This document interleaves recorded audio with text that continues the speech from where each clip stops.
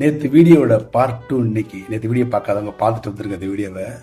சாப்பாட்டுக்கும் நமக்குமான பந்தம் பார்த்தீங்கன்னா அது எப்படிப்பட்ட பந்தமா இருக்குன்னா, ஒரு தலைவனும் தலைவியும் கூடும்போது திருக்குறள்ல நிறைய பேசியிருக்கார் திருவள்ளுவர் காமத்துப்பால். களவு கொள்ளும் போது ஒருவரை பார்த்து ஐம்புலன்களை திருப்திப்படுத்தி அது வேற எந்த சிந்தனையும் இருக்காது. அந்த தலைவனும் தலைவியும் கூடும்போது அவர்கள் ஒருத்தர் பார்த்துக்கிறதா பார்வையின் மூலமாக, தொடுதல் மூலமாக, வாசம், அந்த கூந்தில் வரக்கூடிய வாசம் தலைவனுக்கு, அந்த வாசத்தின் மூலமாக, சப்தத்தின் மூலமாக கவிஞர்கள் பாட்டியலிறார்.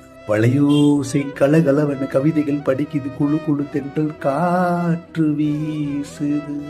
அந்த சப்தம், வளையோசை, குழுசோசி உணர்வுகள் தூண்டப்பட்டு அந்த களவு நடக்குது, அந்த காம கூடல் நடக்குது. இறைவன் 2 விஷயங்களை காமனா வச்சிருக்கிறார். பொதுவான விஷயம் தான். அது பணக்காரனா இருந்தாலும் சரி, ஏழையா இருந்தாலும் சரி. ஒண்ணு இந்த கூடல், இந்த உணர்வு பசி. இன்னொன்று வயிற்று பசி. இது காமனானது. இதுக்கு பொருளாதாரமே தேவையில்லை. பணக்காரன் ஏழையா இருந்தாலும் சரி, இது தேவை. இது இரண்டும் கிடைக்காதவன் மன அழுத்தத்துக்கு ஆளாவான். சாப்பாட்டுக்கு நமக்குமான பந்தம் அப்படிப்பட்ட பந்தமா இருக்கும். அப்ப சாப்பாடு எவ்வளவு முக்கியமானது. தலைவன் தலைவி கூடல வேற எந்த நினைப்பு இருக்காது, எதுவுமே இருக்காது. அவர் ஒருத்தர் அதிகமாக தான். ஆனா சாப்பிடும்போது மட்டும் மொபைல் பாக்குறது, டிவி பாக்குறது, காலகட்டத்தில் டிஃபன் பண்ணும்போது ஷூலேஸ் மாட்டிக்கிட்டே சில பேர் சாப்பிடுவோம். கிளம்புற அவசரத்தில் டை போட்டுக்கிட்டே சாப்பிடுவோம் சில பேர். இதெல்லாம் சாப்பாட்டை அவமதிப்பது. தலைவன் தலைவி கூடல வேற ஒரு செயலை செஞ்சுட்டு ஏதாவது தலைவி ஒத்துக்குவாள், தலைவன் ஒத்துக்குவோம். இந்த உணர்வு தான் நமக்கும் சாப்பாட்டுக்குமான பந்தம். சாப்பாட்டை பார்ப்பதன் மூலமாக நம்முடைய உணர்வு தூண்டப்படும், ஐம்புலன்கள் தூண்டப்பட வேண்டும். அந்த வாசம், பூண்டு ரசம் வச்சிருக்கிறாங்க, கோழி குழம்பு வச்சிருக்கிறாங்க, முட்டை குழம்பு வச்சிருக்காங்க, வாட் எவர் இட் இஸ், உங்களுக்கு பிடிச்ச ஒரு உணவு.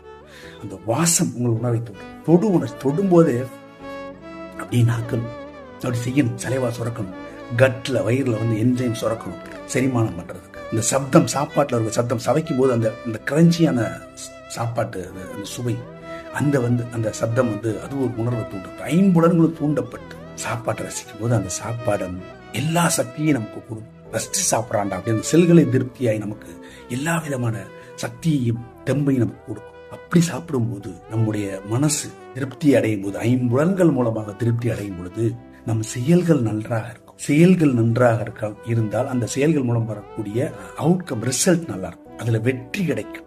வெற்றி கிடைத்தால் திருப்பி மனதிருப்தி. இது ஒரு சைக்கிள். அப்படி இந்த சைக்கிள் இதுவரை நீங்க அப்படி சாப்பிடலன்னா இனிமே அப்படி சாப்பிட்டு பாருங்க. ஸ்பெண்ட் பண்ணி பாருங்க. ஒரு நாளைக்கு ஒரு 1.5 மணி நேரம், காலை 20 நிமிஷம், மத்தியானம் 1/2 மணி நேரம், நைட் 1/2 மணி நேரம் ருசிச்சு ரசிச்சு சாப்பாட்டை அனுபவிச்சு சாப்பிட்டு பாருங்க. உங்கள் வாழ்க்கை ருசிக்கும், சுவைக்கும், மன நிம்மதி, மன அமைதி கிடைக்கும். செயல்கள் எல்லாம் வெற்றியாக முடியும். நல்ல சிந்தனைகள் விதைப்போம், நம்பிக்கை வளர்ப்போம். அன்புடன் நம்பினார்.